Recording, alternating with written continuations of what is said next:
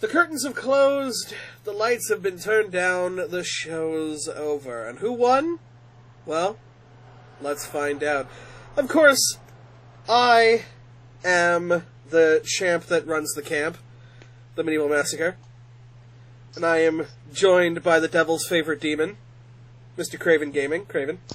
Hi, guys. And, of course, by the debuting must-see superstar, Lady Fortune. Lady. Hello, hello. And so, yeah, Extreme Rules. First off, I gotta ask, was it good? It was okay. Yeah, I think I kind of agree with that. It was alright. Yeah. It's like most things now, they have, like, a lot of good matches, but then there's, like, 3 that are just complete shit. Yeah, it's like 2 or 3 good matches, but then there's, like, 2 or 3 matches that you're like, that was kind of worth it. It was a B show, right? It's supposed to be garbage wrestling, and for a garbage wrestling pay-per-view, it's a little underwhelming, but, you know, whatever. Yeah, basically. So first off, let's get this out of the way. Last second pre-show match. Announced on the fucking day. There's no way we could have known this one. It's a pre-show match, so it doesn't count regardless. In terms of points. I never even got Lady Fortune's pick for this because it was so fucking late. Craven and I didn't realize there was a pre-show match. Craven and I, like, we basically informed each other via Twitter. And Lady Fortune doesn't have a fucking Twitter, so we'll work on that. But, oh shit, I don't even have my Twitter up. Twitter's usually also how I take notes for this. So, I'm just gonna kind of get on my Twitter now, the most professional I have ever been. It's just a bunch of my liked videos.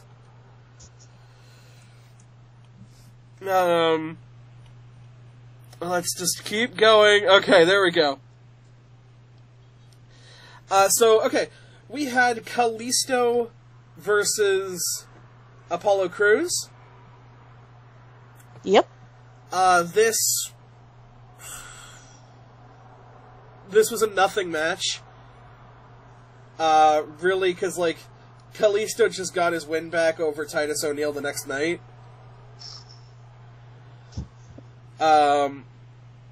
Both me and Craven did realize that Kalisto's new music is super hype. Yep. I also did another tweet about Kalisto as well.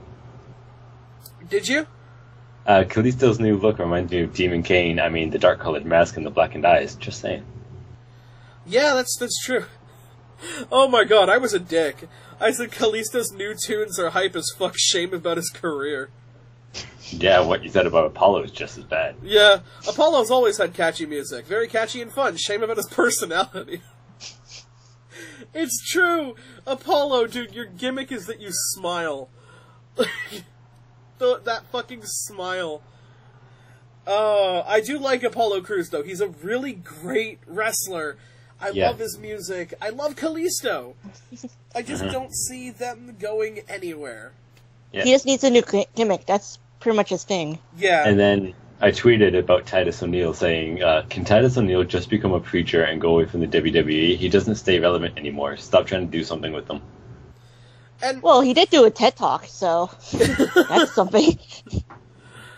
I mean, that said, I disagree with Craven on that mark, where it's like, I think that Titus O'Neil is the only reason Apollo Crews is relevant.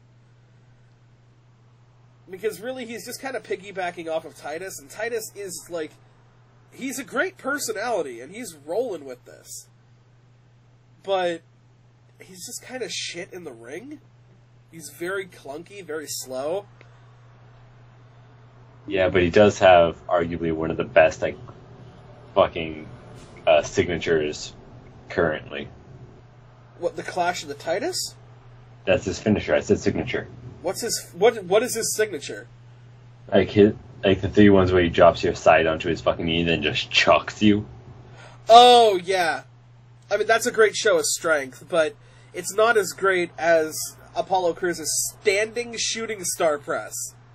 Mm-hmm. Oh, can we talk for a minute about the pre-show panel? Do we have to? Yes! Because I'm going to lose my fucking fudge right now. Yeah, you are. This Seth Green-looking shaved pubic hair. This little fucking dick whistler. Why is he a commentator for wrestling? I can tell you. Okay, go ahead. He actually does a shit ton of interviews with a lot of the WWE superstars, so I guess they were just giving him a shot.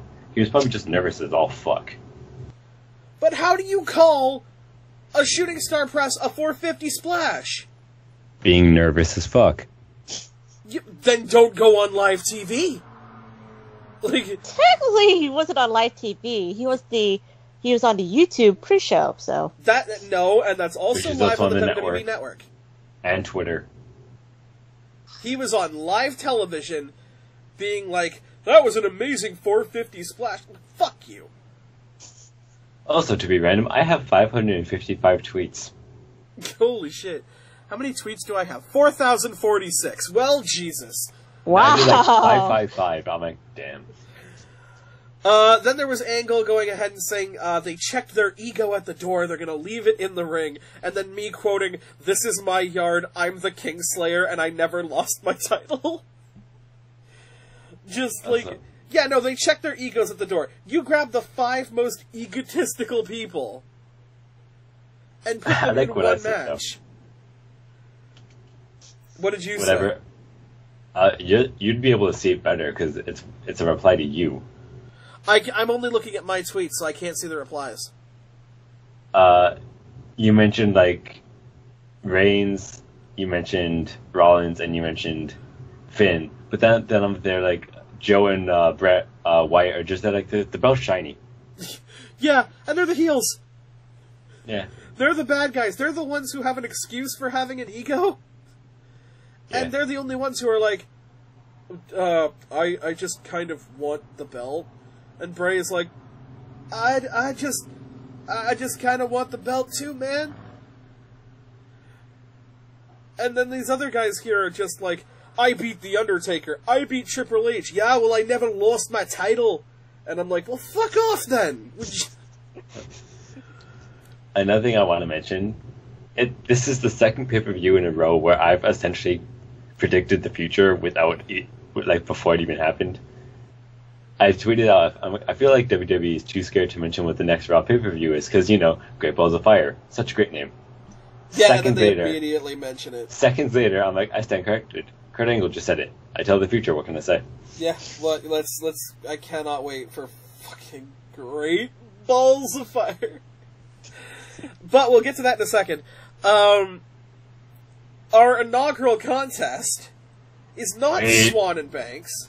Wait, there's another thing I want to mention before that. Okay. The opening pyro. It's the second pay-per-view in a row where a guy has flinched from it, and they've shown it. He flinched hella hard. The guy last month went worse.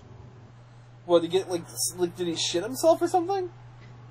The guy this month, for Extreme Rules, just kind of, sidestepped, what the fuck? The first guy fucking ducked. Yeah, because the fucking pyro's coming at you, dude. You have to worry about the guys in the upper seats. They've gotten lit on fire, 3 times now. Yeah. So our inaugural contest is actually Ambrose versus Miz? Why? I mean, okay, maybe to get out of the fact that, this match is anti-extreme. I've already fucking ranted about this shit. Yeah. I like the fact they're sticking with the ramp effects. Those are really cool. And no Eddie finish. No, there was almost an Eddie moment.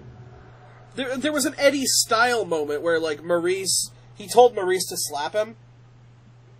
And the ref was like, I see what you're doing. You're out of here. I like the fact the referee winds up, on one side of the ring and then throws his fucking shoulder out his socket. Yeah. So he kicks Maurice out, and then, like, Miz shoves Dean Ambrose into the referee. Yep. Yep. The ref takes the slowest walk in the universe to the timekeeper's area, which, by the way, he does not have to go to the timekeeper. He can just signal for the bell. But, like, he's like, oh, I don't know, I'm going. And then Miz hits him with the skull-crushing finale. Yeah. I also tweeted, like, my only tweet about this match, because I kind of passed out during it, was Dean Ambrose looks like a bottle of Jack Daniels. Just thought I'd say that. Oh, yeah, and then I said if you took HBK and Ric Flair's overselling and combined them, you'd have Dean Ambrose. Like, he did a Flair flop. Mm-hmm. In the match, he did a straight-up delayed Flair flop. I also said that man is not a referee, because he had a superstar shoved into him, and immediately got up. Yep. He no-selled it. He no-selled it. And the referees are made of fucking Pritt stick. You could slap those bitches and they die. Anyways, Miz won. Yes. The Miz did win, which, I mean, was not the way I wanted to start this fucking pay-per-view with Lady Fortune having a point up on us. Yeah, right. But, I mean, fair enough. Then Elias Sampson came out, which I had tweeted about. Elias, was Elias Sampson before Swan and Banks? Yeah. Wait, maybe. Wait, no, he was before Bliss and Bailey. Yeah. Yeah. Yeah, I so did not tweet about that match. No, at I all. did. Oh. So we had the Swan and Banks versus Noam Dar and Alicia Fox. This pretty much went exactly as we expected it to. Mm-hmm. Yep. And Sasha was treated as the top talent. Like, you saw that she came out after Banks. Or, sorry, she came out after Swan. Mm-hmm. Mm-hmm. And, like, it was her music that accompanied both of them to the ring. She looked like a fucking superstar. Alicia Fox is getting better. And then those double knees. The double knees from the top rope. Sasha, you're gonna fucking break your knees, girl. I mean, it looked great. Don't get me wrong. It looked fantastic. But I just worry for Sasha so bad. Which makes the score 1-1-2, because we all called Swan and Banks. Mm-hmm. Yep. Then Elias came out. Then Elias Sampson came out and sang us a pretty song. Which I tweeted about, because I'm like, wait, why is Elias here? Not another match, please. Booker can't handle any more impromptu matches. It's true. I was like, if this fucking happens, it doesn't count. No. I figured that just somebody was going to run out and maybe attack Elias Sampson, like, start a feud with him, because they hate his music or something, but no, he just came up, he did a song, and left. Just left. And my only tweet for that is, so that happened. That was a thing that is now etched in Extreme Rules history. That was extreme. Yeah. I mean, it would have been extreme, like, if somebody would have come out and he were to Jeff Jarrett a motherfucker with the guitar. Yeah. Mm. But yeah. So, that happened. Moving on. Alexa Bliss versus... Go ahead. I was going to say, this resulted to probably one of my favorite tweets in my entire night. Yeah, kind of one of mine, too. Alexa Bliss versus Bayley for the Raw Women's title. Yep. Yeah. And I'm going to talk about Bayley's entrance. Okay. Because when the quote-unquote Bayley buddies, I hate that they're called that. It sounds just so childish, and she's 5. Yeah, the gimmick is that she's 5. Yeah, but like half of them weren't going upright. So I tweeted out instantly, I'm like, even the Bailey buddies don't have faith in her. Y'all know how this will end. And I replied, I think there's a pill for that. Yeah. Yeah, Bailey's had this thing now where, like, her wacky waving inflatable arm flailing tube men will not fully inflate sometimes. And I turned to my grandpa during the match. I never tweeted about this, but I turned to him during the match, and I'm like, they can do a full-on, like, pyro display, but they can't get, like, a $10, like, balloon inflator from, like, Home Depot to work. Right. Your tax dollars at work, man. That's how much faith they have in Bailey. Alexa, during the looked promo, amazing. But during the promo package, she was talking about, like, oh, when I hit you with this kendo stick, like, oh, I feel like a rush, and I'm like, Alexa's turned on by smacking Bailey with a kendo stick, and I am turned on by Alexa, period. Yep. Mm.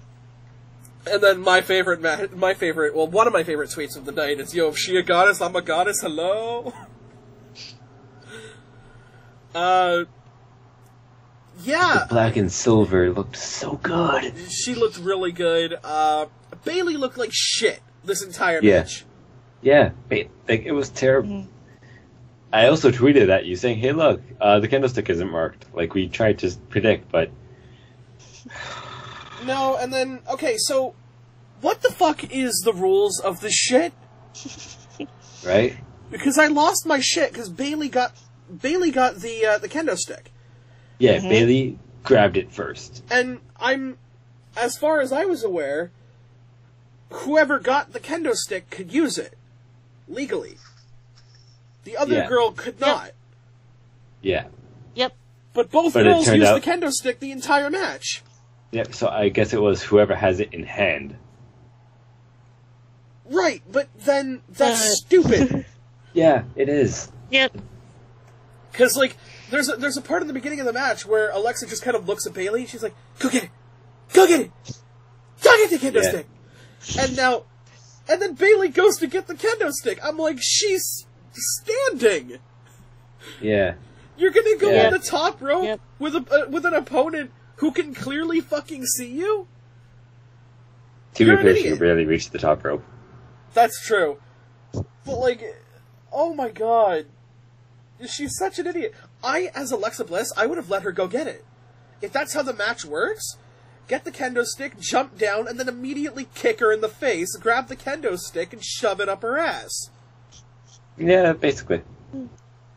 But, like, in a way, that was kind of what happened, if you think about it. That is kind of what happened. Yeah. She got the kendo stick, she swung at Alexa, like, once. Yep. And then the psychology of this match is that Bailey was afraid of a stick. Yeah. Yep. What the fuck is the point of you, Bailey? So, Alexa wins, moving on. Yeah, Alexa wins. Again, she's really putting over that, like, DDT finisher. Mm-hmm. It's supposed to be like the new Randy Orton punt, where this is, like, it's supposed to do, like, head damage. Mm-hmm. Which, I mean, fair enough, it's a DDT, and DDTs look great, and Alexa's looks great. Well, they look great if they're done right. Like, some people can barely do a DDT, and it disappoints me. It's one of the easiest fucking moves to do. Yeah, that's true. The fucking cruiserweights can do tornado DDTs like a son of a bitch. Yeah, they can. So that puts the score up to Lady Fortune 3, me and Craven 2. Because we all called Alexa. Next match. This is where we could have evened up the score.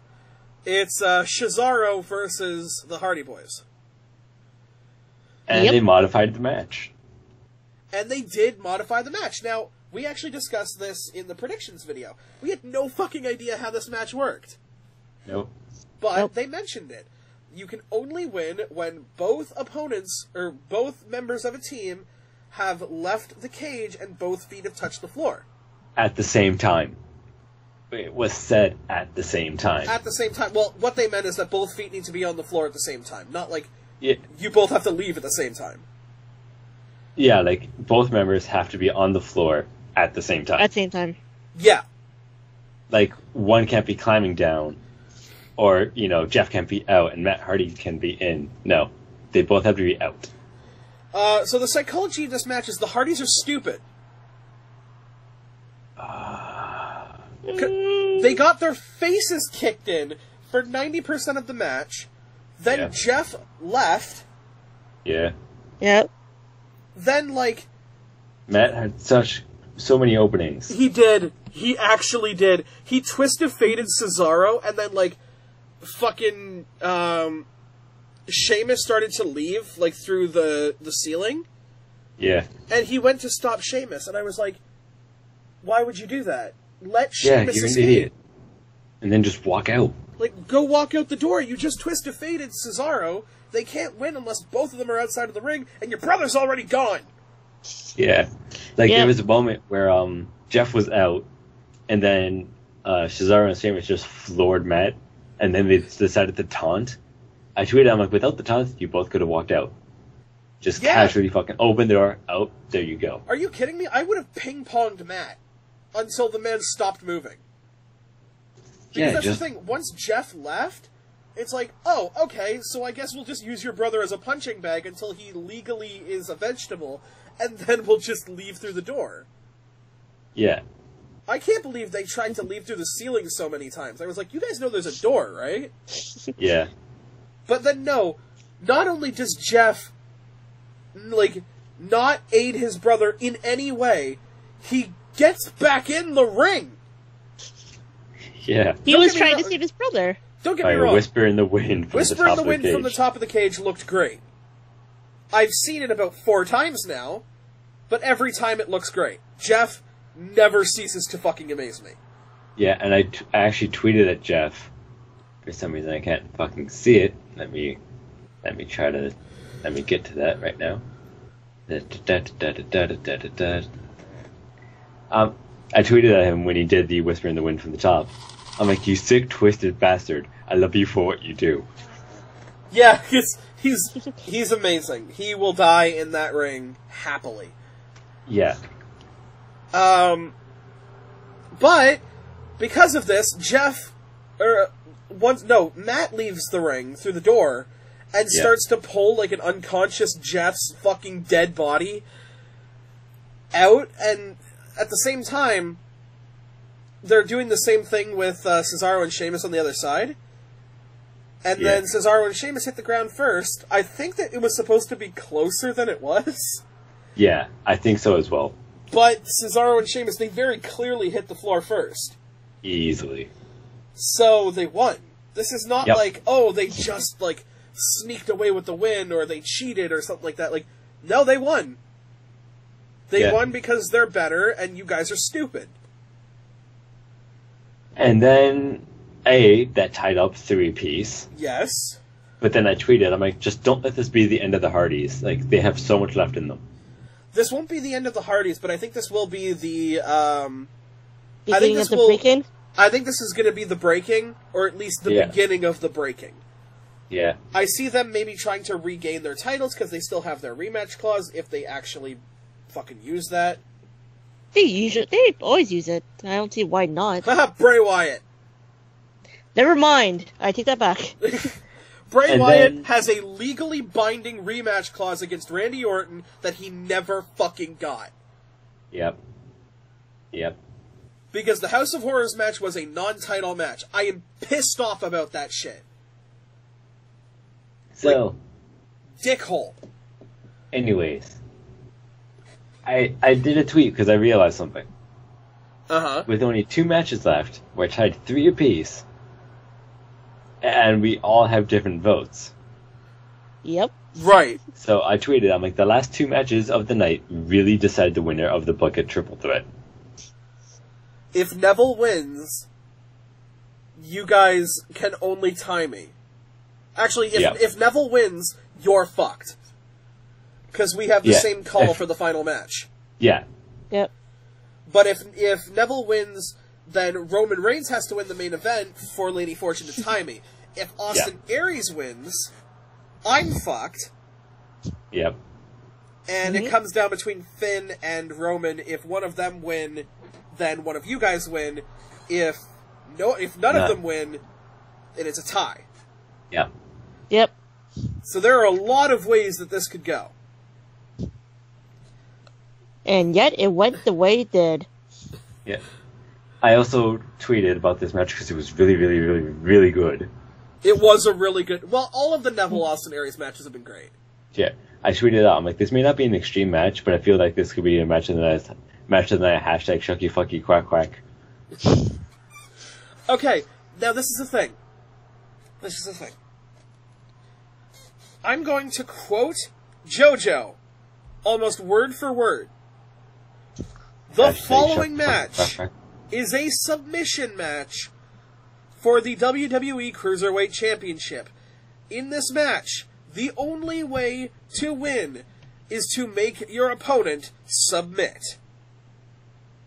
Mm-hmm. Why, Yep. in 5 different levels of Kane's Hellfire and Brimstone, were there countouts and rope breaks? Yep. Yeah. They did a count out 3 times, and every time they made it to the ropes, I was like, what are you going to do? DQ him? In a submission match? Yeah. One thing I want a fucking submissions count anywhere match. That would be cool. That would be really cool. Because then we wouldn't have the champion we do. Yeah, it's true. This is my favorite moment of the night, by the way. The referee, tells him to break the hold, and then he starts counting. Yeah. And then fucking, Austin Aries lets him go. He lets him go from the Rings of Saturn. Yeah. Yep. And he's like, fine, I let him go. And then the fucking referee's like, 3! And I was like, what? So mine says, break the hold. 1, grr. 2, fine, I let him go. 3, but I already quack. What? So that's what that was about. That's what that was about. Is like, why'd you continue the count after he let him go? So, needless to say, if you haven't figured it out yet, fucking Neville wins. I have a couple of problems with this match. Number one, it's the death spot. The match before the main event is called the death spot. Because there's usually a big match beforehand, a big main event, and the crowd is fucking dead for this match. So way to hype your cruiserweight division, fuckers. Yeah. This should have been Swan and Banks versus Dar and Fox. One thing I did love was Austin using the Rings of Saturn on Neville. Yeah, but it didn't look as good as Neville's, and I like that, because Neville should have the better one. Yeah. But it was still just like, if he actually got him to tap, I would have loved it.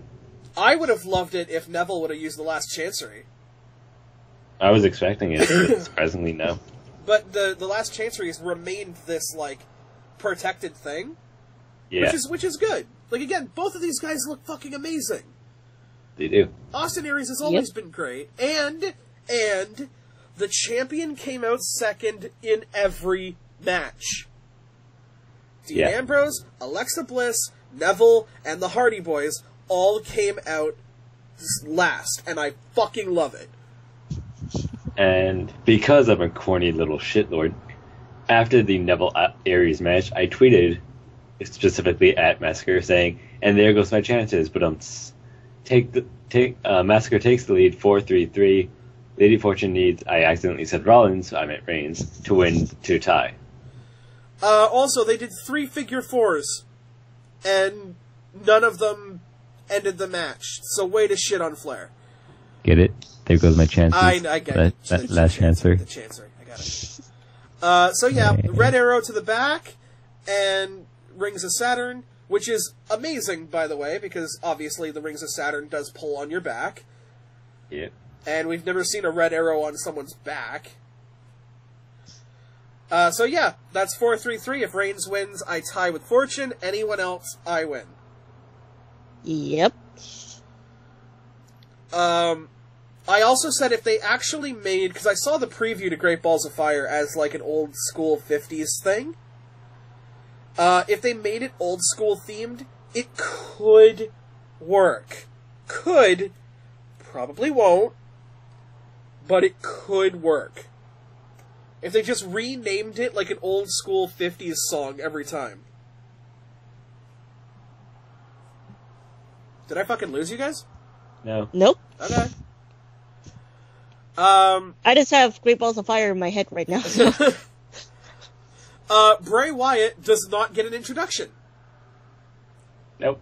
In this fucking match. Bray Wyatt comes out, and then I think, who was the next one? Seth? Joe. No. No, wait. No, I think it was Seth. Yeah, it was Wyatt, Seth, Joe, Balor, Reigns. Yeah, which was great, because everybody booed the shit out of him. But, like, Bray comes to the ring, and then Seth comes to the ring, and she's like, the following is a fatal 5-way match to fight Brock Lesnar and Great Balls of Fire. And somehow she got through that without fucking laughing. And she's like, introducing first, Seth Rollins. And I was like, excuse me. Excuse me? I would have loved it if I just heard, like, Bray on screen. Oh, I get it. I get it. No one's gonna introduce me. I go without saying, but I say a lot. I'm surprised you didn't take the microphone. It's like, excuse me, I'm here. And from the fucking swamp. I didn't realize Shrek was in this match. I also tweeted at Adam Plumpy, saying, I can't wait to see how your drinking game plays out for Extreme Rules. Oh my god, I want to use those drinking rules sometime. If, like, me, you, and Neo, or me, you, and Fortune are just ever, like, having a sleepover or something, and just, like, doing a fucking pay-per-view night, we should totally use those drinking rules. I'd be down. 2 sips for every finisher? Let's do it at Mania. Oh. Where everybody kicks out of everybody's finisher. Yeah. Now this is the point where Lady Fortune sent me a picture on Facebook. Creepiest fucking picture in the world. The creepiest fucking shit. The last 2 tag team title runs from Matt and Jeff Hardy. Yep. They won it April 2nd, 2007, from John Cena and Shawn Michaels. Lost it to Lance Cade and Trevor Murdoch on June 4th. It's just so stupid that you lose it to, like, those to Cade and Murdoch. Really? There was a time when they were getting pushed. They're actually relevant at that time, like, at that year. But it's still Cade and Murdoch. A perfect 10 years later, April 2nd, Gallows and Anderson, they won it from. June 4th, lose it to Cesaro and Sheamus. It's creepy as fuck, and I wonder if they planned it that way. But expect that to be on a fucking what culture list. Well, go ahead. Well, it came from WWE on ESPN. Like, I noticed it from them, so that's why I had to show it to you guys. That's kind of wild. So I didn't tweet through most of this match because it was awesome. I only did 3 tweets. I did 2. One at the beginning of the match because fucking Seth starts fighting Joe, Wyatt starts fighting Finn, and fucking Roman is just standing in the middle of the ring like, aww. To me, I actually loved that spot. Because Reigns is just there like, alright, alright. You guys fight. I'll just stand here. But again, he didn't stand there looking like, yeah, that's right, nobody wants to fuck with the big dog. He had a look on his face like, oh, no, nobody want to play with woman?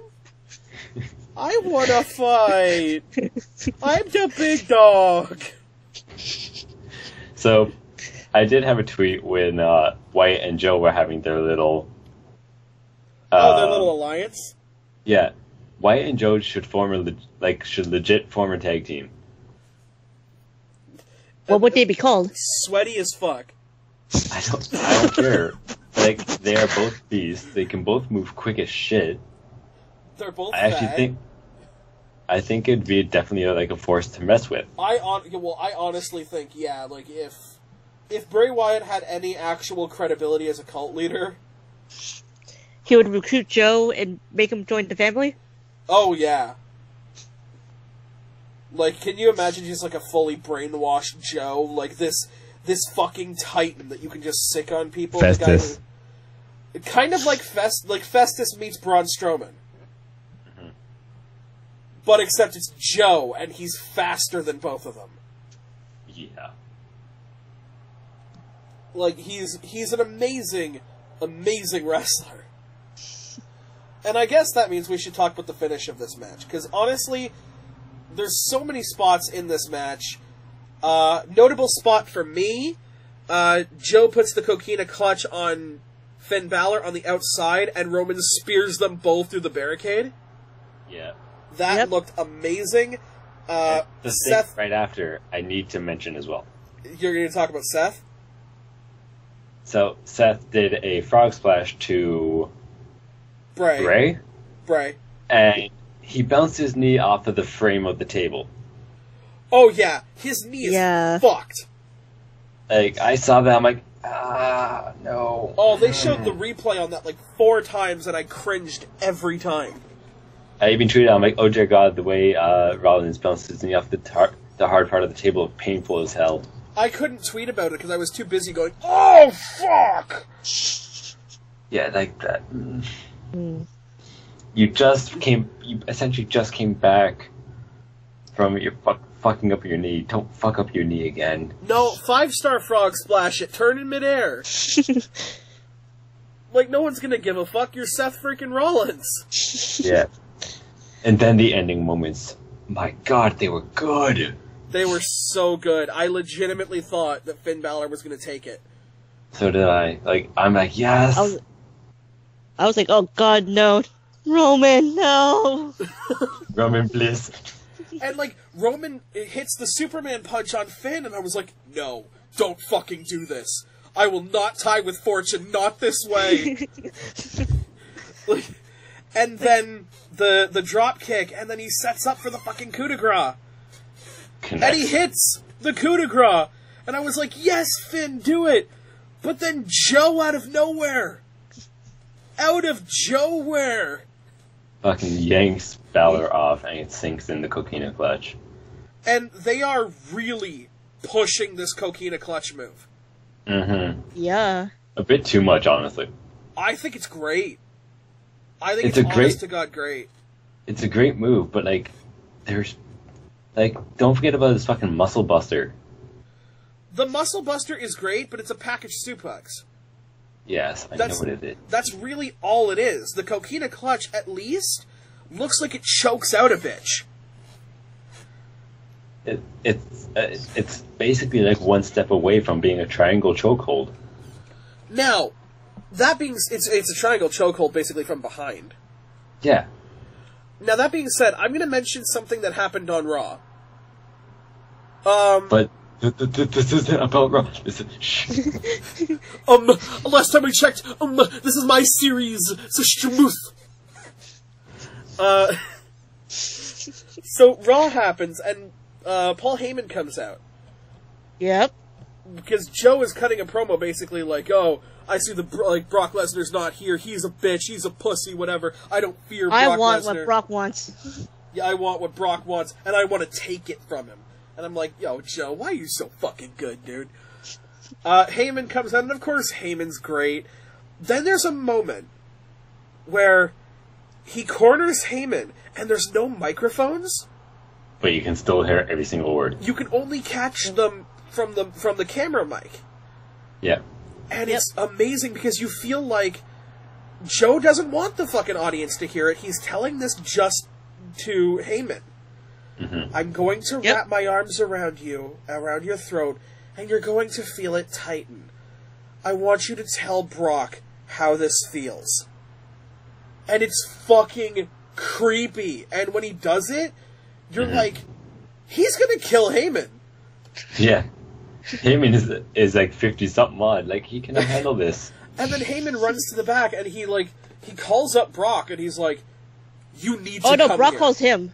Yeah, Brock calls him. Or Brock calls him. But he's like, you need to come here. You need to be the beast. Yeah. You need to unleash the beast. And I'm like, That's amazing. They are really pushing Joe. I did not see it coming. When we were calling this match, we were like, well, we can pretty much just toss Joe and Bray out. Joe out of the picture. Yeah. But I would have Joe... laughed if Joe pinned Bray. It's like, okay, the fucking person we didn't want to win pinned the other person we didn't want to win. Fuck it. But, I mean, he choked out Finn Balor.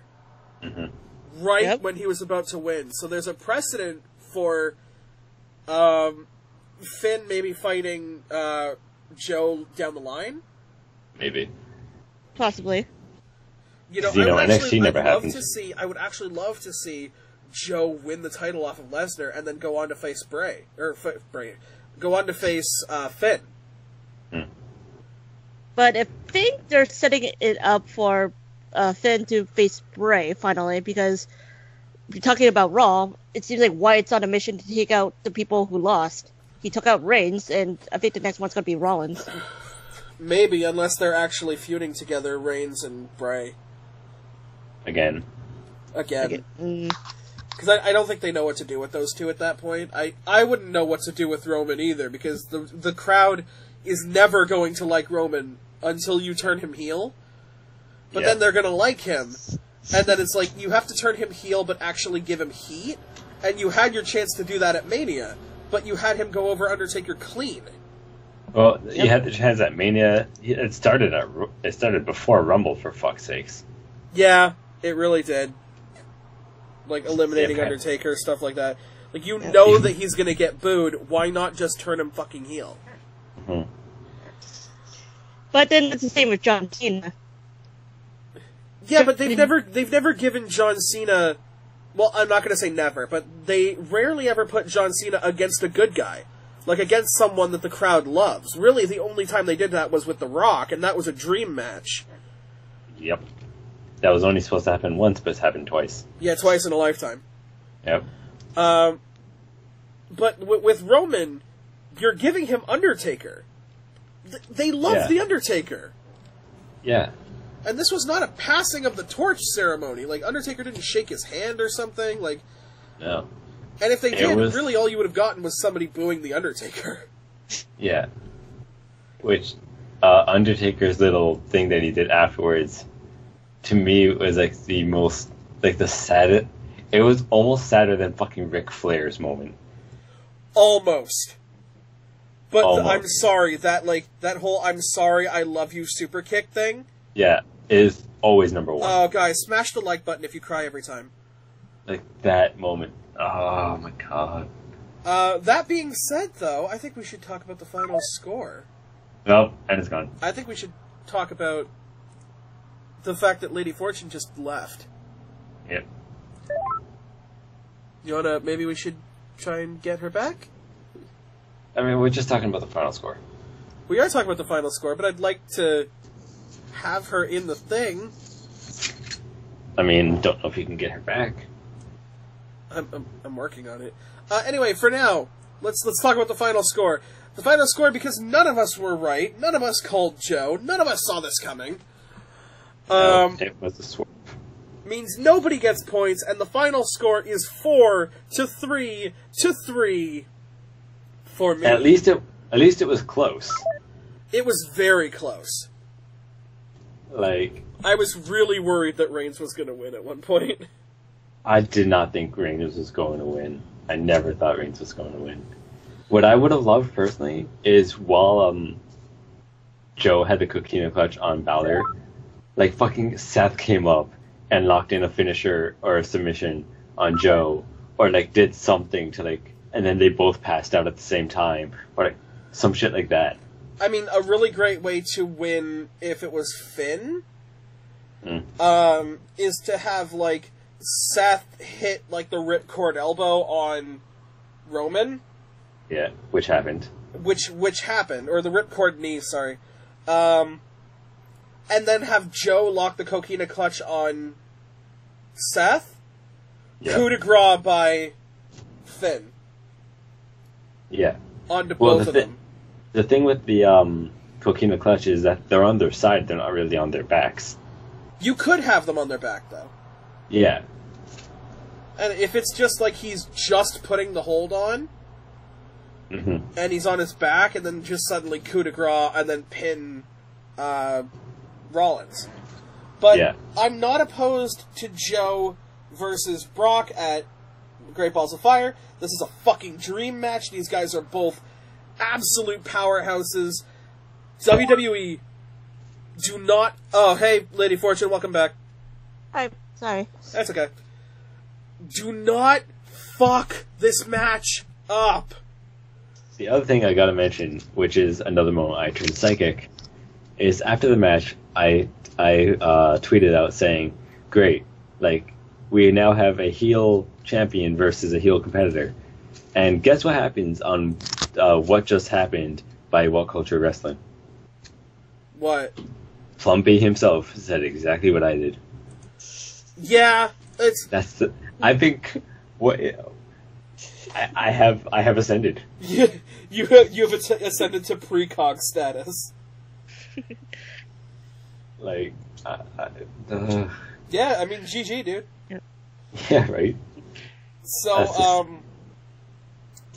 that happened. It was a really, I mean, like, Dean Ambrose versus The Miz, for all of the shit that it was that I hate it for, was a good match filled with amazing psychology, and this feud is not done.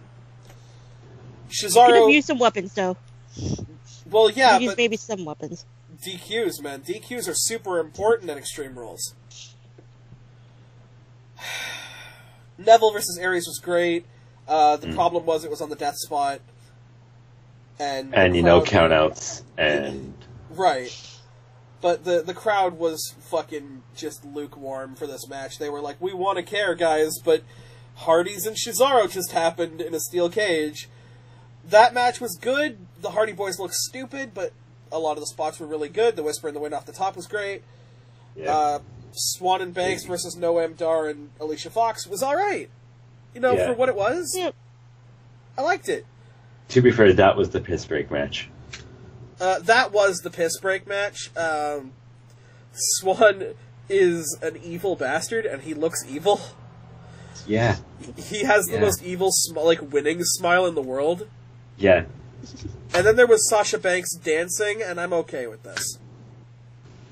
Of course you're okay with it. Sasha freaking Banks. Sasha Banks is gorgeous. She's amazing on the mic. She's an amazing wrestler. She is our modern day Trish.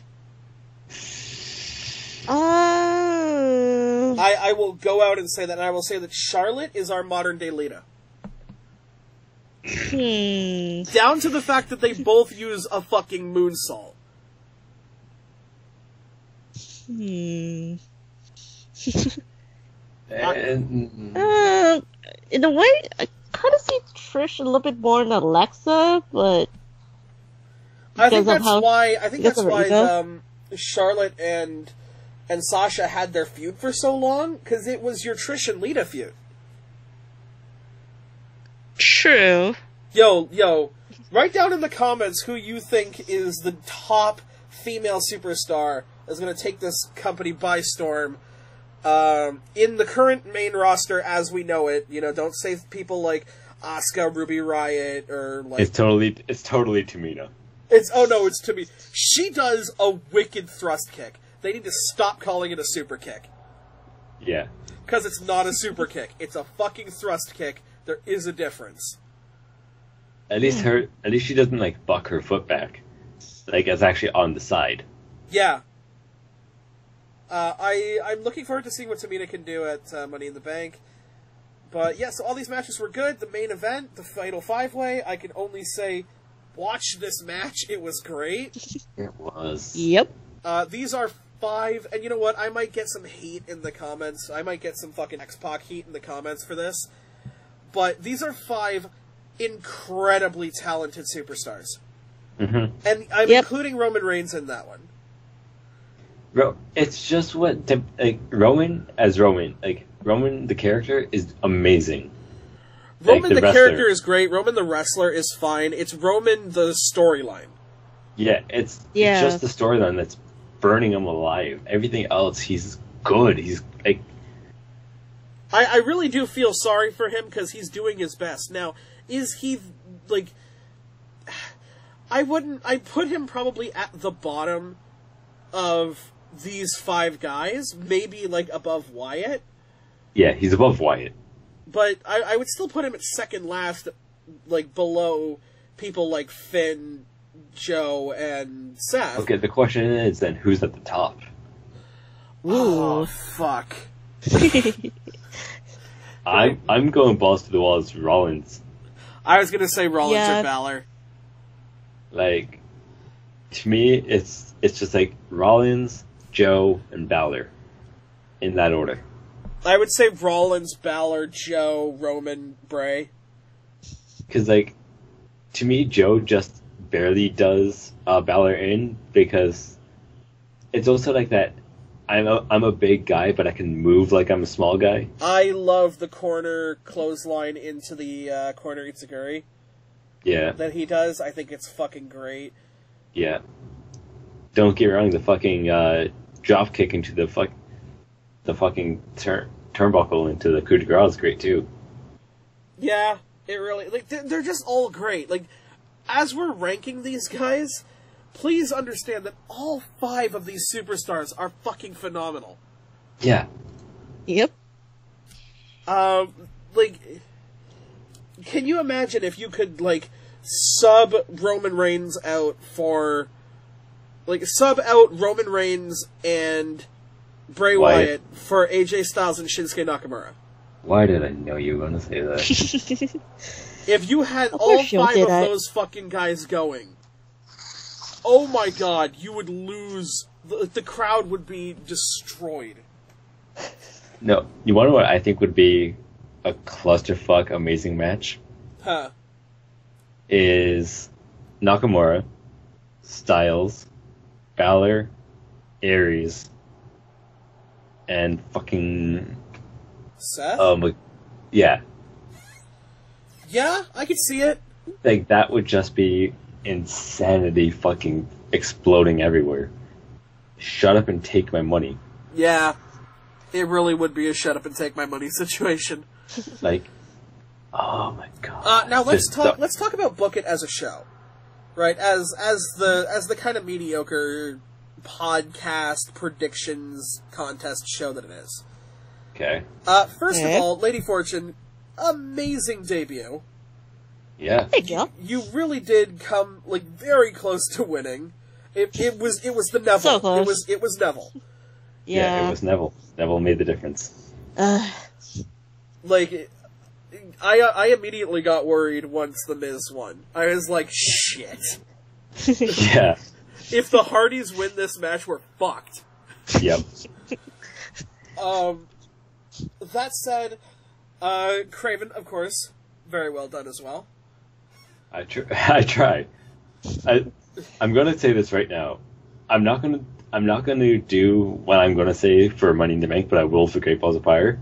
Whatever my initial thing is, I'm going against. Oh. You're going against what you think is gonna happen.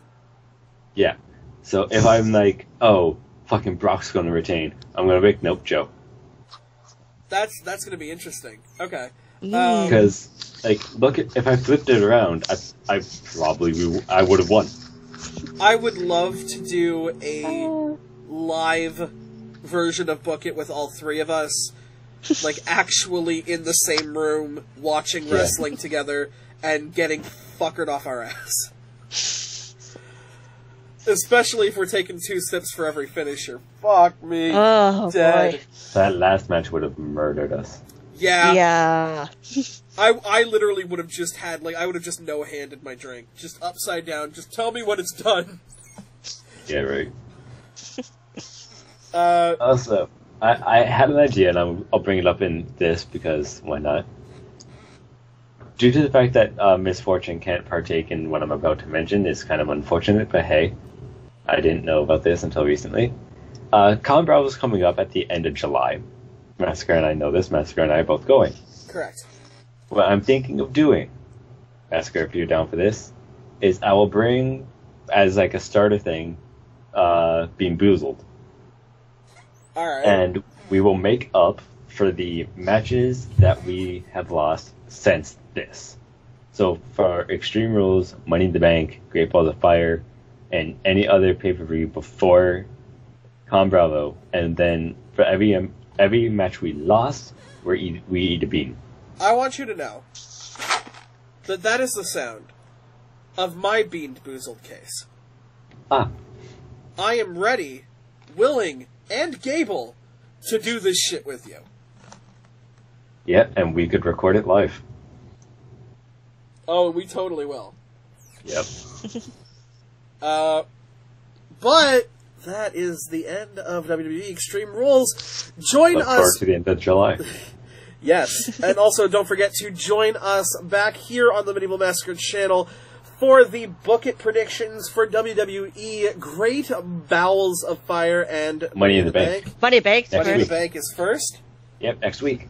Money in the Bank is Oh, next boy. week, so we will be commenting on that. And it's going to be a lot of fun for myself, Craven Gaming, and Lady Fortune. We'll see you next time.